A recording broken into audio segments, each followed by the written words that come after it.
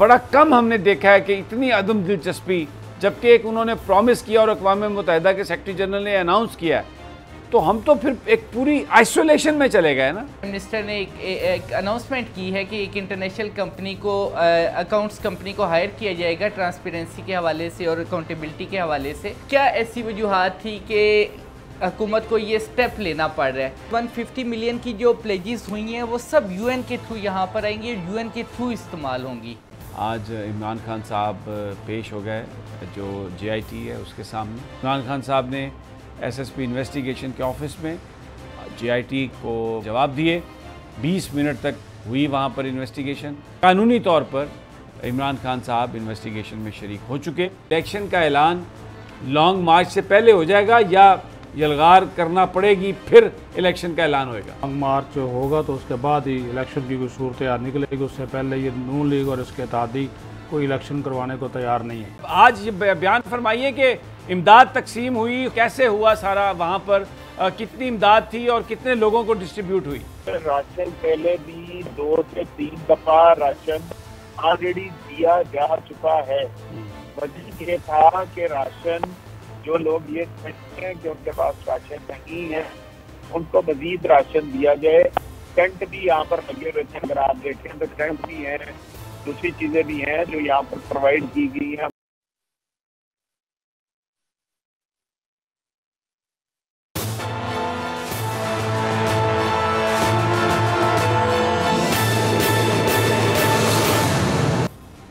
अस्सलाम वालेकुम नाज़रीन, मैं आपका मेज़बान समी इब्राहिम और आप देख रहे हैं प्रोग्राम तजिया। मेरे साथ हैं हमारी को एंकर अलीना इलियास और हमारे स्पेशल कॉरेस्पॉन्डेंट जनाब सदीक साजिद साहब, और इसके साथ साथ अनवर अब्बास भी हमारे साथ हैं जो देखते हैं फ़ॉरेन ऑफिस को और ख़ारजा अमूर पर क्या चैलेंजेस हैं, पाकिस्तान क्या कर रहा है, बड़ी गहरी नज़र रखते हैं इस पर। और आज उनको अपने साथ हमने इसलिए बिठाया है कि वज़ीर-ए-आज़म शहबाज शरीफ साहब कल जो हैं उज़्बेकिस्तान के 2 रोज़ा दौरे पर जा रहे हैं और वहाँ पर वो जो एक बड़ी इम्पोर्टेंट कॉन्फ्रेंस है शंघाई ताउन तंजीम की, उसमें शिरकत करेंगे। क्या चैलेंजेस हैं, हुकूमत कर क्या रही है? अभी तक बहुत तरले डाल रहे हैं किसी तरीके से मोदी जी से इनका कोई सुट पंजा हो जाए, मुलाकात हो जाए, लेकिन अभी तक पता ये चला है कि भारत ने कोई ख़ास लिफ्ट नहीं कराई और रशिया ने भी कोई ख़ास लिफ्ट नहीं कराई। चाइनीज़ हो सकता है उनसे मिल लें। अनवर अब्बास का ख्याल ये है कि शायद रशियन पुतिन जो है वो मिल लें। शहबाज शरीफ साहब की ये ख्वाहिश है कि मैं इस मीटिंग में 2-3 ये जो अहम ममालिक हैं इनके सरबराहों से मेरी कम से कम तस्वीर आ जाए और मैं अपनी कौम को ये बता सकूँ कि देखो मैं ज़बरदस्त डिप्लोमेट हूँ और क्या मैं करके आया हूँ। तो ये क्या सूरत हाल है सारी, इस पर बात करेंगे। इमदाद जो पाकिस्तान को सैलाब में जो मिलनी चाहिए थी, जिसका अक़वाम मुत्तहिदा ने ऐलान किया था, वो बार बार ये ख़बरें आ रही हैं कि जो मेंबर ममालिक हैं, जो हमारे जो डोनर्स हैं, बहुत अदम दिलचस्पी का इजहार कर रहे हैं। तकरीबन $160 मिलियन का ऐलान हुआ, इमदाद दी जाएगी, लेकिन अभी तक सिर्फ $38 मिलियन इकट्ठे हुए हैं। वेरी रेयर, बहुत ये रेयर है। इतनी अदम दिलचस्पी क्यों खौफज़दा हैं? क्या वाकई अब ये दुनिया समझती है कि हमारे जो हुक्मरान हैं ये जो इमदाद आएगी ये अवाम पर ख़र्च नहीं करेंगे? इस पर बात करेंगे। इमरान खान साहब आज तौसा में थे, क्या वहाँ पर हुआ, लोगों के साथ उन्होंने किस तरह से इंटरेक्शन किया, वो भी आपको बताएंगे। सोबतपुरा में नवाज शरीफ साहब गए, शहबाज शरीफ साहब गए हैं, वहाँ पर बड़े नारे होते रहे और लोगों ने बड़ा एहतजाज किया कि सिर्फ टेलीविज़न हैं, कैमरे हैं और गुफ्तगू है इमदाद की, लेकिन इमदाद मिल नहीं रही। इसके अलावा एक बड़ा अहम फार्मूला दिया इमरान खान साहब ने मुल्की सियासत में इस्तेहकाम लाने के लिए। नून लीग बड़ी बरंगेख्ता है, उस पर बड़ी गुफ्तगू की जा रही है। सदीक साजिद साहब बताएंगे कि नून लीग कहते हैं। और इसके अलावा मैं आपको आज कुछ वीडियोस दिखाऊंगा हमारे वज़ीर-ए-आज़म साहब की। फ़ैसला आप खुद ही कर लीजिएगा कि फिर अल्लाह ताला हम सब पे रहम करे और वज़ीर-ए-आज़म साहब जो हैं अल्लाह उन्हें भी खुश रखे। आप देख लीजिएगा कि ये जो कुछ भी वो कर रहे हैं या जिस तरीके के भी फुटेजेस हैं वो उनको ये करना चाहिए, और क्या पाकिस्तान के वज़ीर-ए-आज़म को ऐसा होना चाहिए? तो फिर एक सवाल है बड़ा कि ये जो इंटरनेशनल इस्टेब्लिशमेंट है या कुछ और लोग जिन्होंने ऐसे शख्स को पाकिस्तान का वज़ीर आज़म बनाया, यहाँ पर हमारे ऊपर मुसल्लत किया, तो क्या उनके जहन में था और वो क्या करना चाह रहे थे। तो जो गुफ्तगू करते हैं वो, बजाय इसके कि जब आप जाते हैं किसी जगह इमदाद देने के लिए तो मरहम रखते हैं, आप कोई इस तरह की गुफ्तगू करते हैं जिससे कोई आप किसी का गम बांट लें। लेकिन मैं अभी आपको उनके कुछ क्लिप्स मैं आपको दिखाता हूँ तो आपको अंदाज़ा होएगा कि क्या वो करते हैं। शहबाज शरीफ साहब शेर पढ़ना चाहते हैं लेकिन शेर भूल जाते हैं, आता नहीं है। आइए ज़रा आपको दिखाते हैं। अब ये मुझे बताइए, ये वज़ीर आज़म है और ये सैलाब ज़दगान की मदद के लिए ये गए हुए हैं। एक फ़नी वीडियो लगती है, मुझे लगता है पुराने ज़माने में एक होती थी फिल्म, अदाकार था बड़ा मशहूर चार्ली चैपलिन, बोलता नहीं था, हरकत और सकनात से ही लोग हंसते थे, तब फिल्म ने इतनी तरक्की नहीं की थी। मेरा दिल नहीं चाह रहा मैं ये बात कहूँ, मेरे एक बड़ा मुअज़्ज़ज़ ऑफिस है वज़ीर आज़म का, लेकिन मुझे बताइए क्या ये 22 करोड़ लोग इस तरह का लीडर, बिल्कुल वैसे ही मैं वो जो अल्ताफ़ हुसैन साहब हैं, सबसे ज़्यादा समझा जाता है कि उर्दू स्पीकिंग पढ़े लिखे लोग हैं और बड़े नफीस लोग हैं, और वो जो आके छना छन करते थे, जिस तरीके से वो बोलते थे और तालियां बजाते थे और हाय हो करते थे, तो एक सवाल आता था जहन में कि यार इसको कैसे कोई अपना लीडर मान सकता है। लेकिन बिला शिरकत गैरे उन्होंने कई दिहाइयाँ कराची पर हुक्मरानी की। बहरहाल एक और क्लिप मैं दिखाता हूँ शहबाज शरीफ साहब का कि वो ट्रांसलेटर बन गया उनके वो जो हमारे जो आए अक़वाम मुत्तहिदा के सेक्रेटरी जनरल। देखिए ज़रा क्या फरमा रहे हैं, वो क्या कह रहा है और ये क्या फरमा रहे हैं। ये स्पीचलेस आदमी हो जाता है कुछ इस पर, मतलब क्या आदमी इस पर बात करे। एक और क्लिप मैं आपको दिखाता हूँ कि वो सी ऑफ कर रहे हैं उनको, एंटोनियो गुतेरेस को, और कहाँ हाथ मार रहे हैं, कहाँ धक्के दे रहे हैं, क्या पकड़ रहे हैं।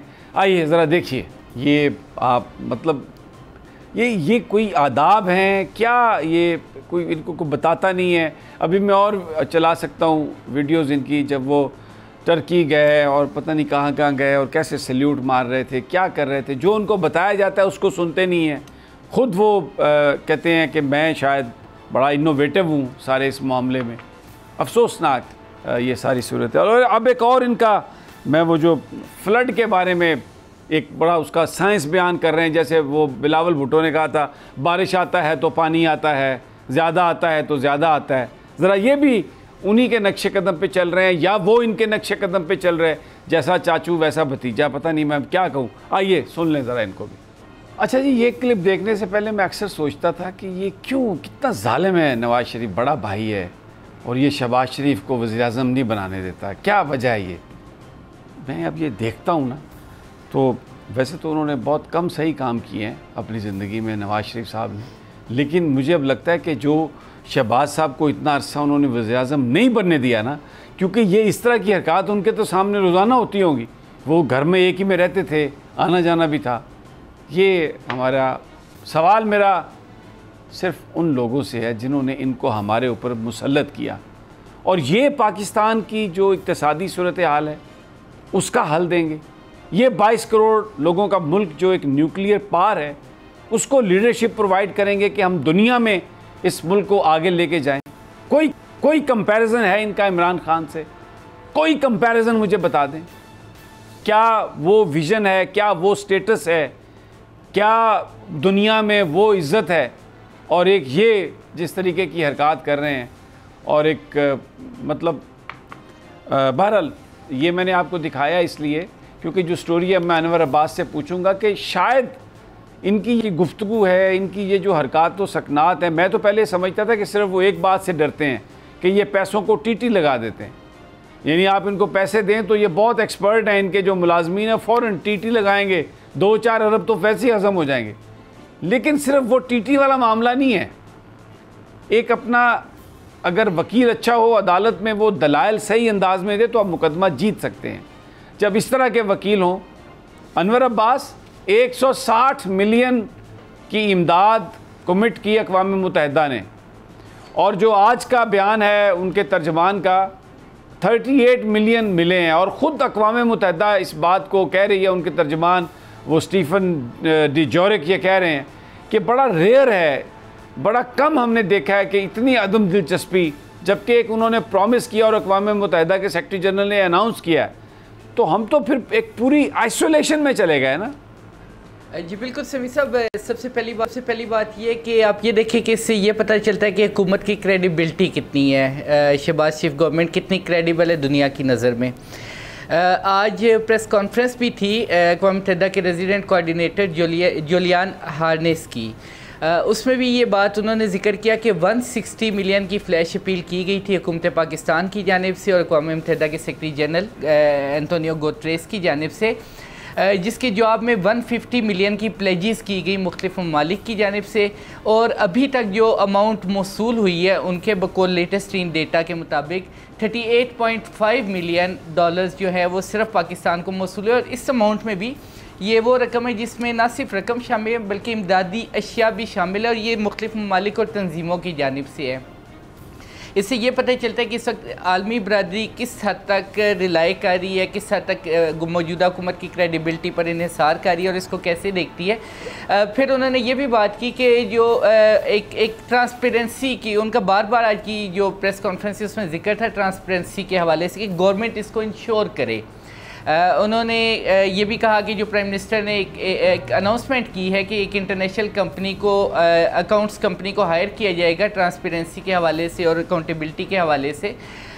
तो इससे ये पता चलता है कि आखिर क्या ऐसी वजूहात थी कि हुकूमत को ये स्टेप लेना पड़ रहा है। कोई यानी आप ये कह रहे हैं अनवर अब्बास कि एक इंटरनेशनल अकाउंटिंग फर्म जो है वो पाकिस्तान को जो इमदाद दी जाएगी वो कितनी ट्रांसपेरेंटली लोगों को मिली, वो उस पर नज़र रखेगी, उसके बारे में रिपोर्ट दे। इससे ज़्यादा शर्म की बात हमारे मुल्क के लिए हो सकती है कि जो सैलाब में इमदाद लोग दे रहे हैं वो ये कह रहे हैं उनको हमारे वज़ीर-ए-आज़म साहब के भाई खुदा के लिए दे दो, ये इंटरनेशनल कंपनी को हम रख रहे हैं, वो आपको बताएगी कि हमने ये जो इमदाद है ये सही अंदाज में ख़र्च की है। ये अब लेवल रह गया है पाकिस्तान की शफाफियत का।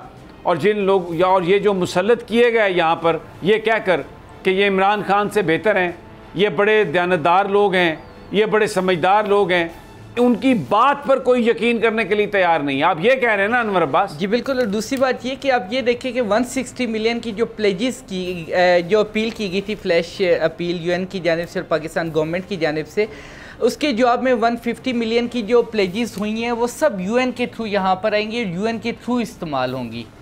नहीं, वो गवर्नमेंट ऑफ पाकिस्तान को नहीं मिलेगा पैसा? नहीं, बिल्कुल नहीं। वो यूएन के इदारों को मिलेगी। यूएन की जो जितनी एजेंसीज यहाँ पे काम कर रही हैं वो इसको इंश्योर करेंगी कि वो उस इमदाद को कैसे राइट पॉइंट पे, राइट पर्सन तक उसकी रसाई को यकीनी बनाएं। सदीक साजा साहब सर हिला रहे हैं, ज़रा मैं इनसे पूछूं ये क्या कहते हैं?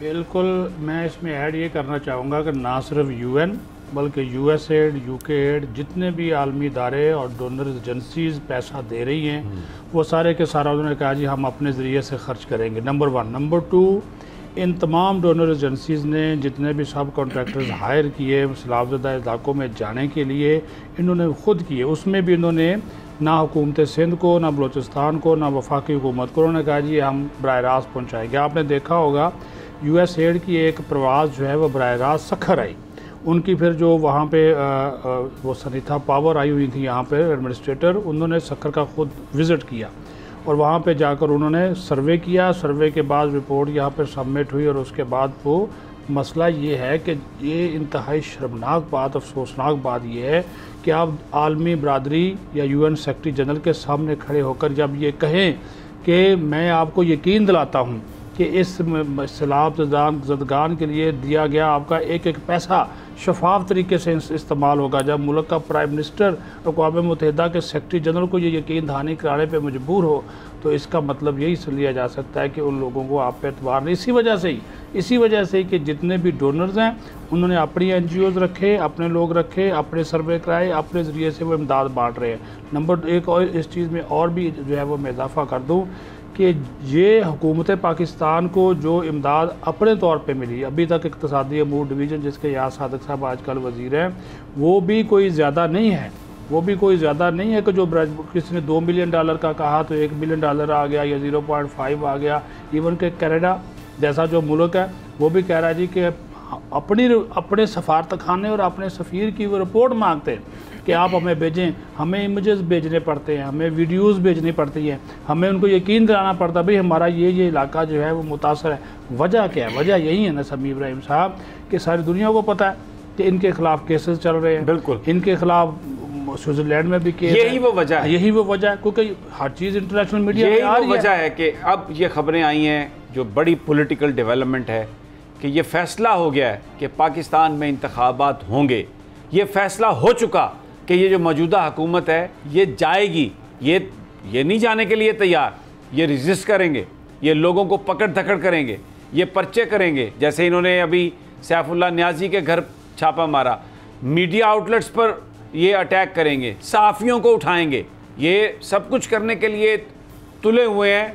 एक चीज़ से बचना चाहते हैं, इंतखाबात से, क्योंकि इन्हें उसमें अपनी सियासी मौत नज़र आती है कि अगर इंतखाबात हो गए तो हम हार जाएंगे। इसलिए ये एक फसाद और जो मामलात हैं उनको ज़्यादा भड़काने की कोशिश करेंगे। अलीना, दुनिया क्रेडिबल पाकिस्तान की हुकूमत को नहीं समझती, इमदाद नहीं आ रही। IMF ने यह कह दिया कि 5-6 महीने के बाद यहाँ पर बड़े राइट्स हो सकते हैं, जो इक़्तिसादी सूरत हाल है।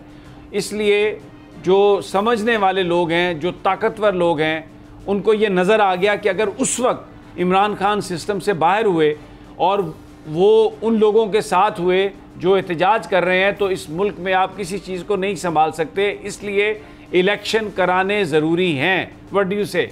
समी साहब, बिल्कुल आपने ठीक बात की है, इलेक्शन कराने बिल्कुल ज़रूरी है। और खान साहब इसीलिए ये बात करें क्योंकि अगर 5 महीने बाद जिस रिपोर्ट का आप जिक्र करें, मेरे ख्याल में फिर जिस तरफ मोस्टली लोग जो इशारा कर रहे हैं वो इस तरफ कर रहे हैं कि शायद जो हालात हैं वो फिर इस तरीके से भी काबू में ना हो। लेकिन मैं चाहूँगी कि अगर हमें जो अनवर साहब हैं थोड़ा शंघाई कॉन्फ्रेंस के हवाले से थोड़ा कुछ बता सकें। सुनने में ये आ रहा है कि बहुत से लोगों से मिलने की, जो मेन सरबराह हैं उनसे मिलने की कोशिश की जा रही है, लेकिन उनकी तरफ से कोई रिस्पॉन्स नहीं आ रहा है। लेकिन अभी भी जो वजारत खारजा है वो इस पर काम कर रही है। आपको लगता है कि किसी न किसी एक बंदे से इनकी मुलाकात हो सकती है, किसी एक सरबराह से? अच्छा, इसमें मैं थोड़ा सा और ऐड कर दूं, वो ये कि 1-2 दिन पहले मीटिंग हुई, उस पर वज़ीर-ए-आज़म साहब ने वजारत ख़ारजा से ये कहा कि नरेंद्र मोदी के साथ मेरी मुलाकात का एहतमाम किया जाए, पूरी कोशिश की जाए, और अगर मुलाकात नहीं तो कहीं मेरा उनके साथ एक तस्वीर ऐसी निकले जिसमें मैं उनके साथ हाथ मिला रहा हूँ, ताकि मैं ये बता सकूँ कि हमने बड़ी कोशिश की।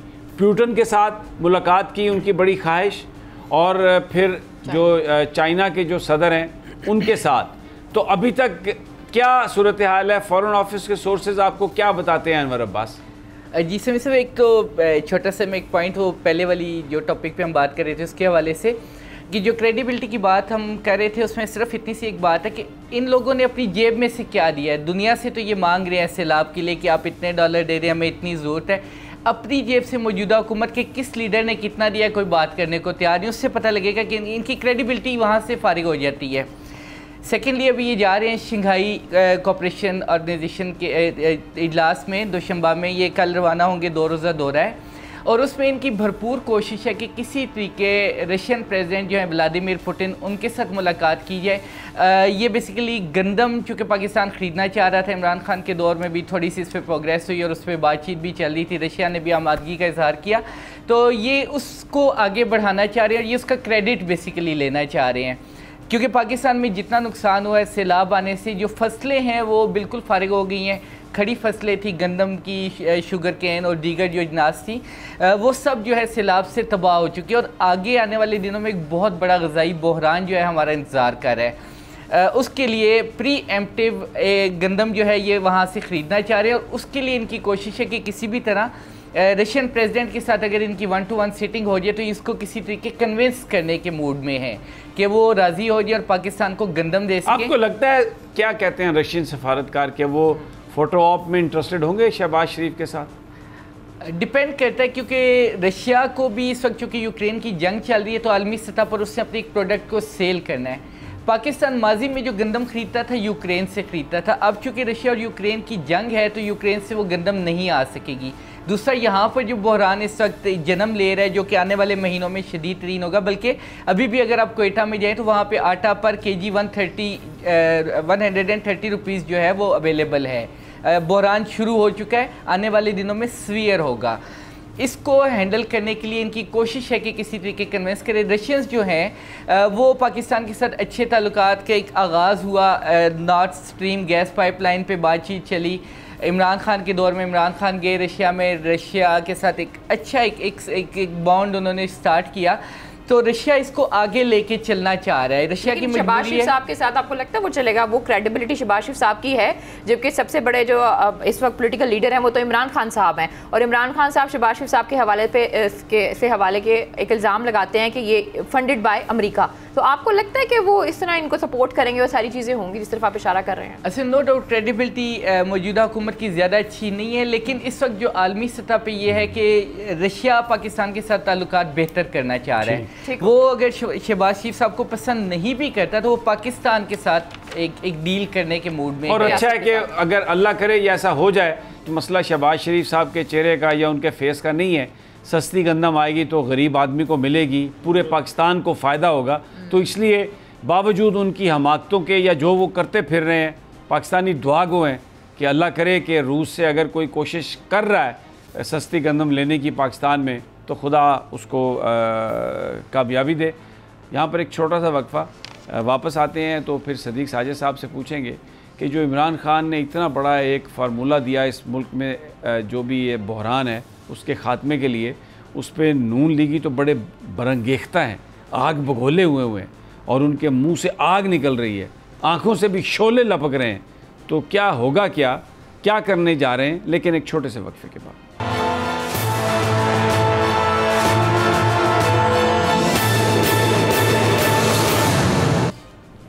वेलकम बैक नाजरीन। अब ज़रा हमारी जो पाकिस्तान की डोमेस्टिक पॉलिटिक्स है बड़ी अहम इस वक्त मोड़ में है।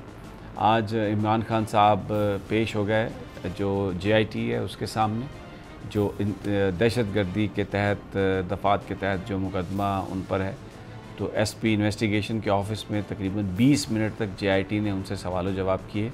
उसके बाद एक सवालनामा उन्हें दे दिया गया और ये बहुत अहम कार्रवाई थी, इसलिए कि अगर ये ना होती तो एक जवाज़ प्रोसिक्यूटर के पास होता कि वो अदालत के सामने प्रेस करता कि इमरान खान साहब इन्वेस्टिगेशन में शरीक नहीं हो रहे, इसलिए उनकी जो अबूरी ज़मानत है 20 सितंबर तक जो ज़मानत है उसको मनसूख किया जाए। और इस पर पहले बाबर अवान कह चुके कि वो थाने में इसलिए नहीं गए इमरान खान कि ये शुबा था, ये ख़तरा था, ये एक अंदेशा था कि कहीं कोई साजिश ना हो जाए, कहीं पर कोई वारदात ना हो जाए जिससे इमरान खान साहब की ज़िंदगी को ख़तरात लाहक ना हो जाएं।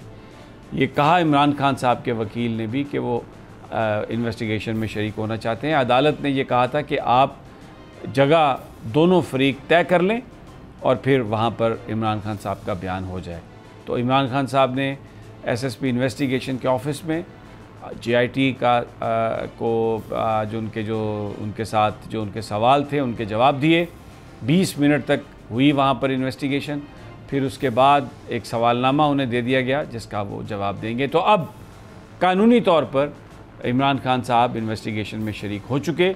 तो जो एक बड़ी बुनियाद होती है ज़मानत की मनसूखी की, अबूरी ज़मानत की मनसूखी की, जो प्रोसिक्यूटर जिसको बनाता है कि जनाब इन्वेस्टिगेशन में शरीक नहीं हो रहा है तो हमें पकड़ना है, वो कम अज़ कम अब जो एक उज़र, वो जो एक रिक्वायरमेंट वो पूरी कर दी गई है। अब उनकी ज़मानत की मनसूखी जो है वो प्रोसिक्यूशन के लिए कोई आसान काम नहीं है। अब जो दूसरी पॉलिटिकल हलचल है, जनाब सदीक साजिद साहब ये बयान फरमाइए। ये तो जो इमरान खान साहब ने कहा कि आप इलेक्शन तक इसी सेटअप को चलने दें और जो अहम तकर्रियाँ, अहम सारे मामला जो हैं वो आने वाली मुंतखब हुकूमत पर छोड़ दें। गोया दूसरे लफ्ज़ों में उन्होंने कहा कि जो जरदारी साहब और नवाज शरीफ साहब, शहबाज शरीफ साहब का जो सेटअप है ये कोई इम्पोर्टेंट काम नहीं कर सकता, अहम काम की इनको अखलाकी तौर पर इनके पास इख्तियार नहीं है। तो अब कैसे रिस्पॉन्ड करेगी नून लीग इसको? ये सवाल असल में ये है कि ये बताइए कि इलेक्शन का ऐलान लॉन्ग मार्च से पहले हो जाएगा या यलगार करना पड़ेगी फिर इलेक्शन का ऐलान होएगा? आपके आखिरी सवाल का जवाब पहले कि लॉन्ग मार्च होगा तो उसके बाद ही इलेक्शन की कोई सूरत यार निकलेगी। उससे पहले ये नून लीग और इसके इत्तेहादी कोई इलेक्शन करवाने को तैयार नहीं है, ये मैं आपको बता दूँ। ये तो इमरान खान साहब का जो लॉन्ग मार्च होगा उसके बाद ही जो है वो शक्ल निकलेगी, क्योंकि ज़ाहिर है फिर और बहुत से प्लेयर्स इसमें जो है वो शामिल हो जाएंगे। दूसरी जो आप बात कर रहे हैं, जो इमरान खान ने तजवीज़ दी है, उसको भी ये कतई तौर पर मानने को तैयार नहीं है, बल्कि सीख पा हैं। आप शाहिद खकान अब्बासी को देख लें, ख्वाजा साद रफ़ीक को देख लें, ख्वाजा आसिफ को देख लें, क्योंकि उनको ये चीज़ जो है वो कतई तौर पर एक्सेप्टेबल नहीं है। अच्छा, वो अगर खुद करें तो उन्हें एक्सेप्टेबल है, अब इनिशिएटिव इमरान खान ने ले लिया तो अब वो एक्सेप्टेबल नहीं है। वो तो ये कह रहे हैं ना, जब देखिए दो तरफा एक मुहिम चलाई जा रही है कि जी देखें जी आर्मी चीफ कह चुके हैं कि वो खुद 29 नवंबर चले वो तो आर्मी चीफ का अपना इशू है ना, वो क्या कहते हैं वो, लेकिन इस वक्त जो मैं नून लीग के जो बात आई है उसमें तो अब इनके पास तो इनिशिएटिव नहीं रहा जो इस वक्त हुकूमत है। आप जिस अखलाकी और कानूनी जवाज़ की बात कर रहे हैं वो मानने तो तब बात है ना, वो तो इमरान खान ने एक तजवीज़ दे दी। ज़ाहिर इमरान खान इस वक्त अपोजिशन में बैठा है, हुकूमती अथॉरिटी जो है वो किसके पास है, वो तो शहबाज शरीफ के पास है। 26 किलोमीटर की है जो भी है सर, जो भी है इस वक्त वो PDM 12-11 जमातों की हुकूमत बनी बैठी है, हर जगह वो उनके पास अखलाकी कानूनी जवाज़ है या नहीं है, वो कहते हैं हम लगाएंगे, और वो कहते हैं जी अभी तो प्रोसेस भी शुरू नहीं किया, हम प्रोसेस शुरू करेंगे। वो प्रोसेस भी जाकर देखिएगा, ये अक्टूबर के आखिर में या नवंबर के शुरू में जाकर ये प्रोसेस जानबूझ के इसको जो है वो शुरू करेंगे। लेकिन ये इनकी ख्वाहिश यही है कि ये लगाए, लेकिन उस वक्त तक हालात क्या होते हैं ये अलग बात है। देखिए, क्योंकि इमरान खान साहब तो कह चुके वो इसी महीने लॉन्ग मार्च करेंगे, अभी तो सितंबर चल रहा है, वो किसी दिन भी वो अगर आगे वहाँ ज़ाहिर है उनकी वहाँ पे हुकूमत है, पंजाब में खैबर पख्तूनख्वा में हुकूमत है, अगर वो चढ़ाई करते हैं इस्लामाबाद के ऊपर, हालात किस तरफ जाते हैं। आज भी उन्होंने श्रीलंका की बात की, आपने जो भी हवाला दिया कि जिस तरह महंगाई है, जिस तरह लोग तपे हुए जो इनसे नाराज़ हैं, तो वो तो ज़ाहिर है फिर तो हालात किसी के कंट्रोल में नहीं रहने। तो ये सारी चीज़ें जो है वो सोचनी पड़ेगी। लेकिन नून लीग वाले वो तो इसकी अजीबोगरीब किस्म की सफाइयाँ दे रहे हैं और इसकी मुखालफत कर रहे हैं इस तजवीज़ की, सिर्फ इसी बुनियाद के ऊपर कि उनको पता है कि अगर उनको इस बात का पता है कि इमरान खान इलेक्शन जीत जाना है, इमरान खान ने अगर वो हमने तकर्रियाँ मुखर कर दी, इमरान खान आकर कर देगा, ये भी पता है जी वो शायद ऐसी तकर्रियाँ कर दे जो हमारे लिए काबिल कबूल ना हो। अच्छा, हमारे नुमाइंदे अंबर जावेद हमारे साथ हैं जी तौसा में।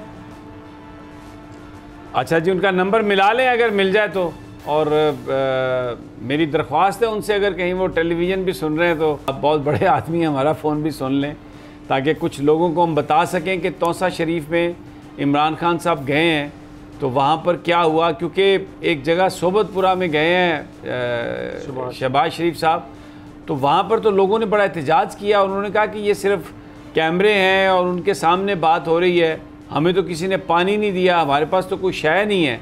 तो बड़ी एक सदीक साजिद एक बड़ी अजीब सूरत हाल है। ये मैं आपको बताऊं, ये देखिए ये हर इंतज़ामिया जो भी होती है ये एक ऐसी वारदात डालती है, जालसाजी डालती है, और इनको पता होता है ये जो जाते हैं वज़ीर आज़म शहबाज, ये पहले वज़ीर आला भी रह चुके हैं, जाली कैंप में भी बनते थे, आपको अच्छे तरीके से पता है, वो जाली हॉस्पिटल बन अब देखिए जहाँ पे कुछ खेमे बनाए जाते हैं, वो अच्छा थोड़ा सा माहौल बेहतर किया जाता है, वहाँ पे प्राइम मिनिस्टर को लेकर जाते हैं, जहाँ पे उन्होंने लोग जो है वो 40-50 बैठाए होते हैं वहाँ पे ले जाते हैं, वहाँ पे उनको वहाँ पे उनको खाना भी मिल रहा है, वहाँ पे डॉक्टर भी बैठा हुआ है, वहाँ पे उनको कंबल भी मिल रहे हैं। जो असल जगह हैं, जो असल मकामात हैं जहाँ पे लोग बेचारे सड़कों के ऊपर कब्ज़ा करके बैठे हुए हैं, वो रो रहे हैं, और हालात इनको पता है कि ऐसी बात नहीं कि इनको पता नहीं है, ये जानबूझ के वो वहाँ पे जाते हैं। ये जो आपने मंजर कशी की है ना, अंबर जावेद साहब ने हमारी बात सुन ली है, बड़ी शफकत फरमाई उन्होंने, और अब वो लाइन पर है हमारे साथ।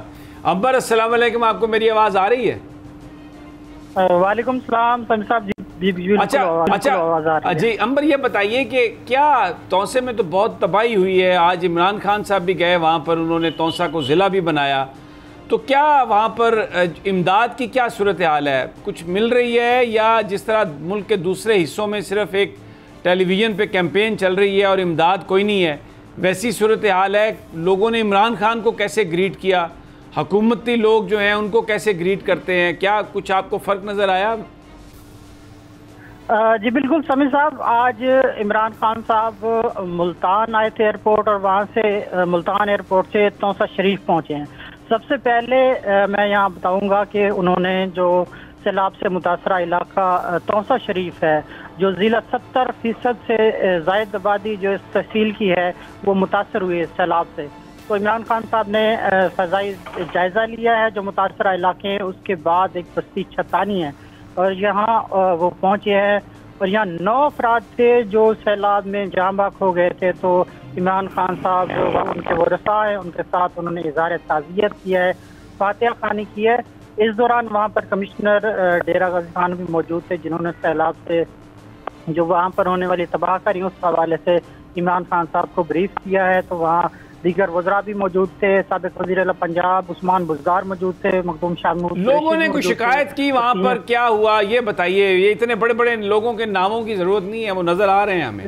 जी बिल्कुल समीर साहब, इस ताज़ियत के बाद इमरान खान साहब एक वहाँ जो एक पंडाल बनाया गया था, तकरीब सजाई गई थी कि वहाँ पर सैलाब मुतासरीन को बुलाया गया था कि उनकी इमदाद की जाएगी, और 20 ट्रक जो है इमदादी सामान के वहाँ लाए गए थे, और सैलाब मुतासरीन जो इंतज़ार कर रहे थे कि इमरान खान साहब जो है यहाँ पर इमदाद तकसीम करेंगे, लेकिन वो इमदाद तो वहाँ पर तकसीम नहीं हुई। वहाँ पर 20 ट्रक जो है इमदादी सामान के लाए गए थे, और बताया यही गया है कि ये सामान जो है बाद में सैलाब मुतासरीन में तकसीम किया। यहाँ पर जो इमरान खान साहब है, उन्होंने सैलाब मुतासरीन से बात की। उनका ये कहना है कि वो रिलीफ के कामों का जायजा ले रहे हैं, और यहाँ तोसा में भी उन्होंने रिलीफ के कामों का जायजा लिया है। नहीं, मैं एक मेरा यहाँ पे रुकिए, मुझे ये बताइए कि अगर वो ट्रक वहाँ पर गए थे तो वो तकसीम क्यों नहीं किए गए, कोई वजह बताई गई उसकी?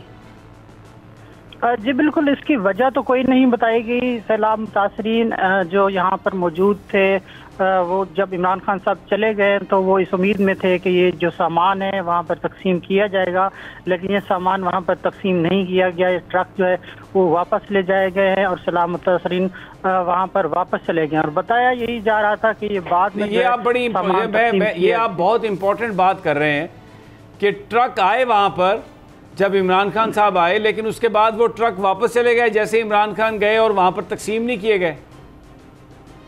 जी समीर साहब, वहाँ पर ट्रक लाए गए थे 20 तकरीबन यहाँ पे ट्रक थे, वो हमने भी देखे थे, सामान उन पर लदा हुआ था।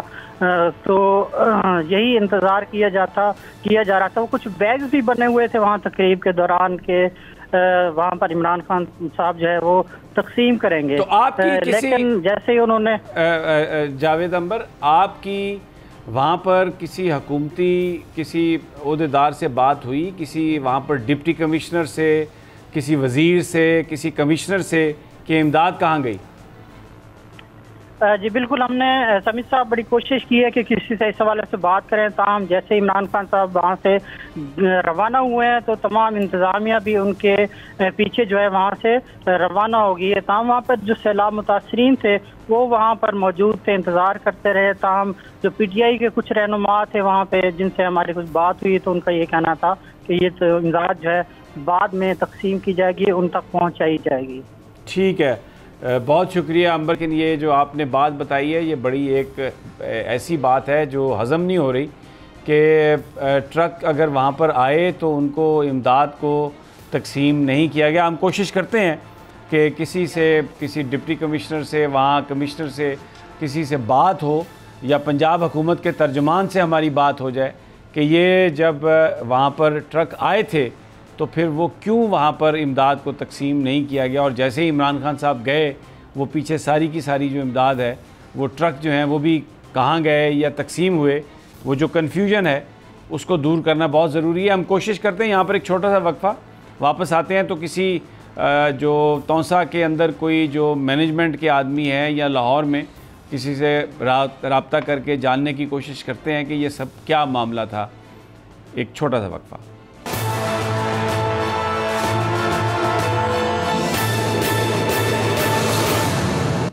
वेलकम बैक नाज़रीन, इस वक्त हम बात कर रहे हैं सैलाब ज़दगान की मदद के लिए। इमरान खान साहब आज गए, वहाँ पर सामान भी था। सिचुएशन क्या हुई, हमारे नुमाइंदे ने जो बात की वो थोड़ा उससे कन्फ्यूजन था, लेकिन मियाँ असलम इकबाल, मेरी ख़ुद भी ब्रेक में उनसे बात हुई और अभी भी वो हमारे साथ लाइन पर हैं, और उनसे हम बात करते हैं, जानने की कोशिश करते हैं सारे का सारा। मियाँ साहब, खासे इमदाद के ट्रक हमें नज़र आए, वहाँ पर गए तो वो इमदाद सारी तकसीम हुई या क्या सूरत हाल थी, वो ज़रा एक हमारे नुमाइंदे की गुफ्तगू से थोड़ी कन्फ्यूजन हुई है। तो मैं चाह रहा था कि आप क्योंकि मौजूद थे और आपने ये सारा सब कुछ ऑर्गेनाइज भी किया, तो आप बयान फरमाइए कि कितने लोगों को इमदाद मिली और वो सब ट्रक जो थे वो कैसे डिस्ट्रीब्यूट हुए।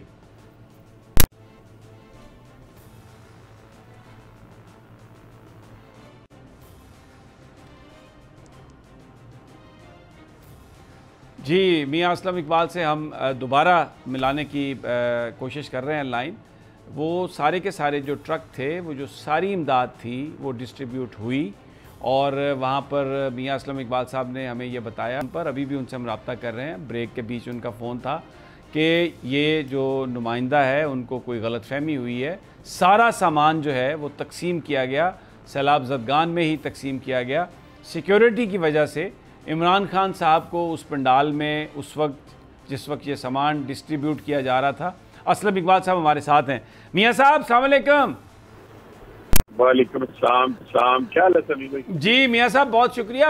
आज ये बयान फरमाइए कि इमदाद तकसीम हुई, ख़ुद आप क्योंकि इसके से निगरान थे सारे ऑपरेशन के, कुछ हमारे नुमाइंदे की बात से थोड़ी कन्फ्यूजन हुई, तो ज़रा बयान फरमाइए कि कैसे हुआ सारा, वहाँ पर कितनी इमदाद थी और कितने लोगों को डिस्ट्रीब्यूट हुई। बिस्मिल्लाहिर्रहमानिर्रहीम। सभी भाई बहुत शुक्रिया।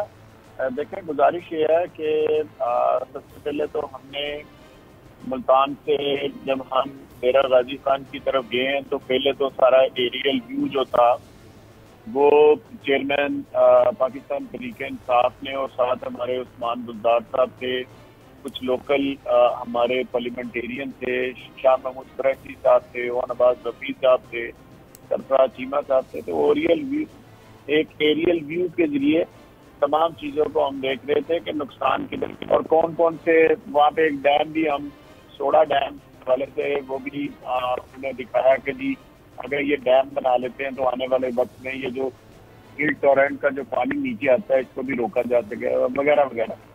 उसके बाद हम उतरे, प्रेजेंटेशन हुई है, लेकिन हम फिर एक फौत की यहाँ पे 11 अफराद जो है वो फौत हो गए, उनमें कुछ पानी में बह गए थे, एक छोटे बच्चे थे, 2-3 और वगैरह वगैरह। तो वो काफी उनके साथ हुई। फिर उसके बाद हम आ गए उधर जलसागाह से मुराद है लोग सारे इकट्ठे। वहाँ साहब ने वहाँ पे सारी अपनी बातचीत की है और बातचीत करने के बाद वो राशन तकसीम की गाड़ी, क्योंकि टोकन ही खान साहब ने देना होता है और खान साहब ने कहा कि यार रश हो जाएगा, एकदम सिक्योरिटी आप इस वक्त ये वाला ना करें, ये बाद में ना कर लेते हैं, क्योंकि एकदम सारा तो आपको पता है कि सेल्फी भी कोई बनाने आ जाता है, कोई आ जाता है, सिक्योरिटी इशू भी है, है तो तमाम चीजें हैं। तो वहाँ पर राशन के जो ट्रक थे वो तकरीबन 20 से 22 राशन के ट्रक थे, वो उधर खड़े किए हुए थे। लेकिन याद रहे कि ये 22 ट्रक से पहले पूरे इलाके में जो कि जावेद लूट साहब का, ख्वाजा शहराज साहब का, ख्वाजा सलमान साहब का और साथ हमारे जो MP है बुज़ार, उनका इकट्ठा इलाका है। पर राशन पहले भी 2 से 3 दफा राशन ऑलरेडी दिया जा चुका है। वजह ये था कि राशन, जो लोग ये समझते हैं कि उनके पास राशन नहीं है, उनको मजीद राशन दिया जाए। टेंट भी यहाँ पर लगे हुए थे, अगर आप देखें तो टेंट भी हैं, दूसरी चीजें भी हैं जो यहाँ पर प्रोवाइड की गई है। मच्छरदानी, फूड आइटम और नॉन फूड आइटम्स के हमने ज्यादा कोशिश तो उनको प्रोवाइड की जाए, क्योंकि वहाँ पर डिफरेंट किस्म की बीमारियां जो वो फूट रही है, आ रही है, सांस की बीमारियां भी आ रही है और इसके साथ साथ जो है वो मलेरिया वगैरह फूट रहा है। तो वो खैर एक अलग है, उनकी चीजें हम लेकर गए हुए थे, PDMA के जरिए हम सारा कर रहे थे।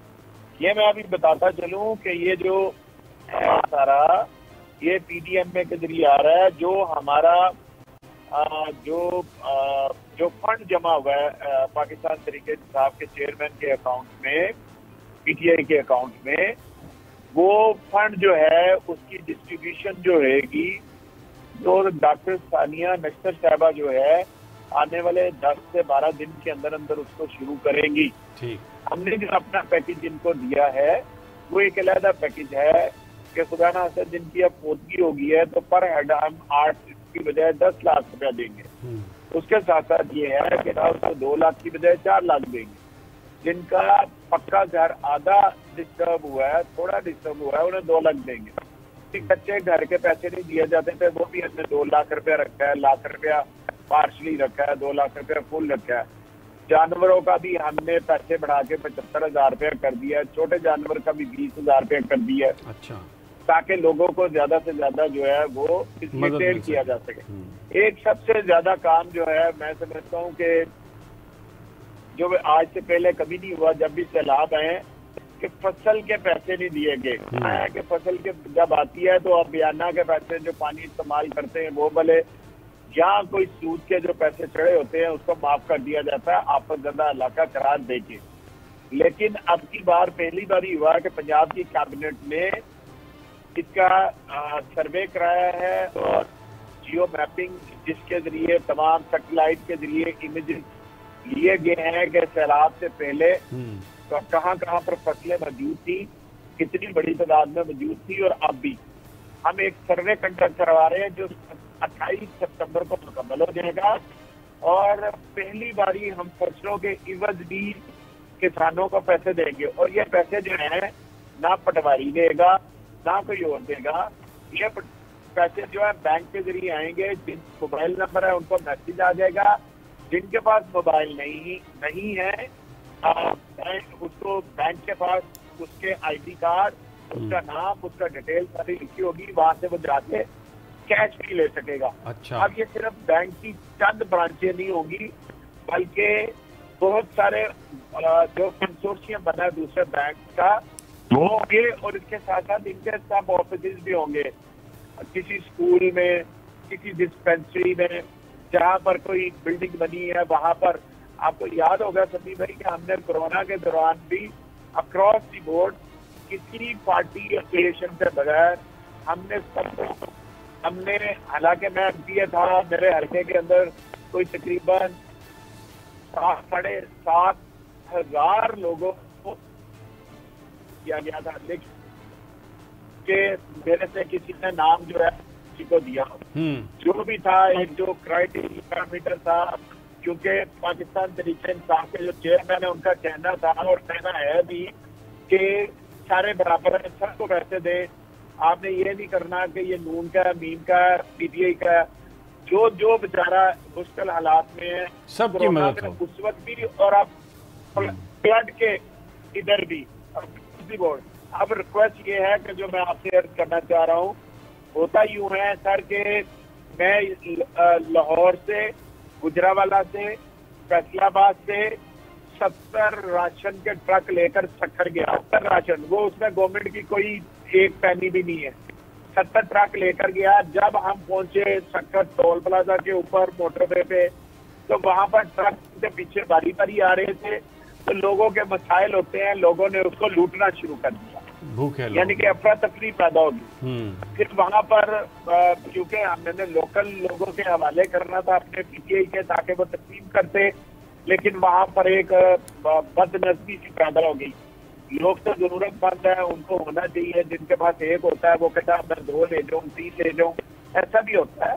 उसके घर में उसको डिस्करेज नहीं कर रहा, उसके घर की जरूरत भी होगी। बिल्कुल, यहाँ पर भी इश्यू यही था कि क्योंकि यहाँ पर ऑलरेडी राशन तस्लीम किया जा चुका है, 2 दफा किया जा चुका है, और भी राशन यही था कि राशन मिशन कर रहे थे। और क्योंकि मैं कमिश्नर जो है छठा साहब बड़े मेहनती आदमी है, बड़ी मेहनत के साथ उन्होंने यहाँ पर राशन की तकसीम की है। मैं एक लम्हे उनके साथ इंटच हूँ। कल गुजर गया है, कल मैंने जो साउथ के मेरे पार्लियामेंटेरियन हैं, डीजी खान के, राजनपुर के, मुजफ्फरगढ़ के, लिया के, जिनके अच्छा मियाँ साहब, मैं आपको यहाँ पे रोकूंगा। बहुत आपका शुक्रिया, आपने ये सारी कन्फ्यूजन क्लियर कर दी है कि सामान जो था न सिर्फ वो सामान डिस्ट्रीब्यूट हुआ है बल्कि फसलों का मुआवजा भी दिया जा रहा है। और आपने और भी बहुत सारी तफसील बताई जिससे सारी सूरत हाल वाज़ेह हुई कि न सिर्फ आज जो ट्रक थे वो वहाँ पर सामान तकसीम हुआ बल्कि उससे पहले भी तकसीम हुआ, और आगे मज़ीद जब सर्वे कंप्लीट हो जाएगा तो जो फसलों का नुकसान है वो भी दिया जाएगा। और ये जो बहुत सारा जो और ये पीडीएमए के ज़रिए सब कुछ दिया जा रहा है। बहुत ये आपने इस बहुत शुक्रिया, आपने इस सारी सूरत हाल की वजाहत की, और ये बाइस इत्मीनान है कि जो सामान जिस मकसद के लिए गया वो उन लोगों को मिला। इजाज़त दीजिए नाजरीन, इंशाल्लाह कल फिर मुलाकात होगी अल्लाह ने के बाद।